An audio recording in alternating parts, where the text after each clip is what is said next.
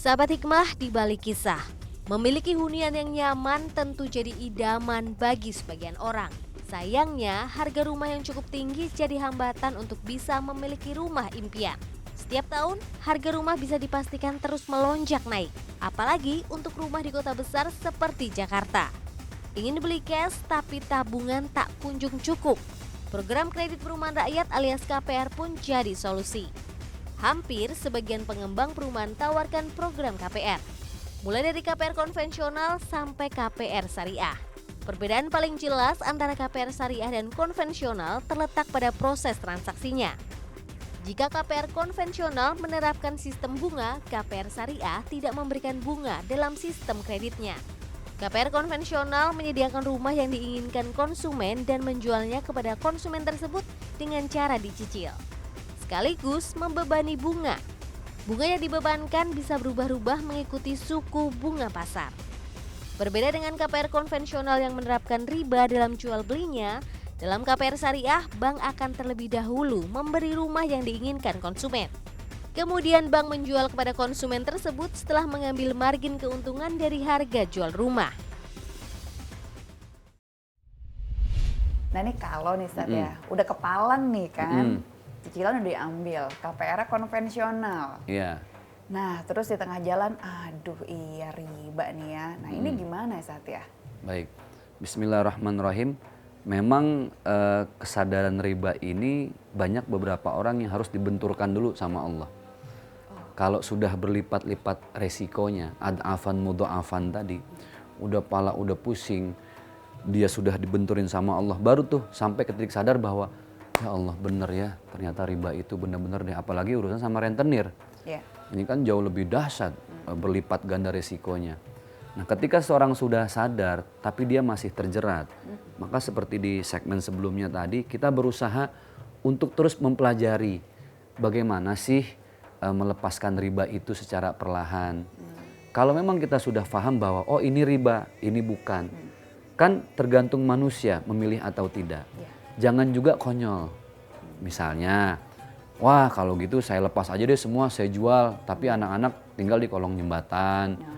Atau jadi nggak makan yang layak, itu juga nggak boleh. Karena itu jauh lebih wajib memberikan kesejahteraan dan kelayakan hidup buat anak-anak juga istri kita.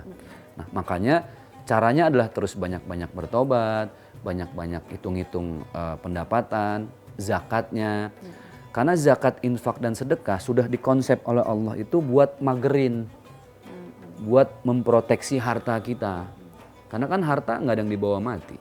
Yauma la yanfa'u malun wala banun.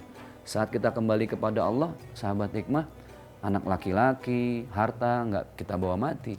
Tapi harus kita jaga. Harta itu harus kita pelihara. Nah, memelihara harta itu ya harus dengan zakat. Karena kita punya nisab dan haulnya sudah sampai, kita harus keluar zakat. Zakat itu artinya membersihkan. Infak itu ya harus berbentuk. Sedekah bisa lebih luas. Jadi cara memproteksinya banyak. Nah, mungkin yang harus kita revisi, selama ini kita bisa kejerat riba karena nggak pernah peduli sama urusan zakat. Zakat 2,5%, ya segitu aja dihitungnya. Padahal kan itu nilai minimum dalam agama kita. Nilai layaknya itu 2,5%. Tapi kalau sampean berani lebih dari itu silahkan. Mau 5%, mau 10%, mau 20%, itu jauh lebih baik. Nah, kalau sudah mulai belajar keluar dari jeratan riba, mulai diangkat tuh nilai persentase zakatnya. Jangan cuma 2,5%. Naikin 5%. Kalau berani kita tantang lillahi ta'ala tapi dengan niat karena Allah 10%. 10% untuk di jalan Allah. Nanti Allah akan buka jalan supaya kita lepas dari jeratan riba secara total. Kita nggak pernah tahu loh. Kadang mencuri perhatian Allah itu justru harus dengan banyak-banyak nyenengin orang lain. Caper sama Allah. Caper sama Allah. Nah kita ini udah jarang nyuri perhatian Allah, tapi nggak pernah bersyukur, akhirnya kelilit utang, kemauan banyak, orang terus datang ke rumah, ibadah jadi nggak tenang, kemana-mana takut. Apakah hidup itu berkah? Enggak. Makanya la'allakum tuflihun. Kata Allah dalam urusan ekonomi, ikuti cara aku. Cara yang paling baik. Maka engkau akan menjadi pemenang dunia akhirat. Gitu. Jadi tata caranya ketika kita ingin bertobat dari riba itu apa aja Ustaz ya? Perbaiki zakat, Zakat, infak, dan sedekah. Realnya ya, nilai zakatnya kita lebihkan.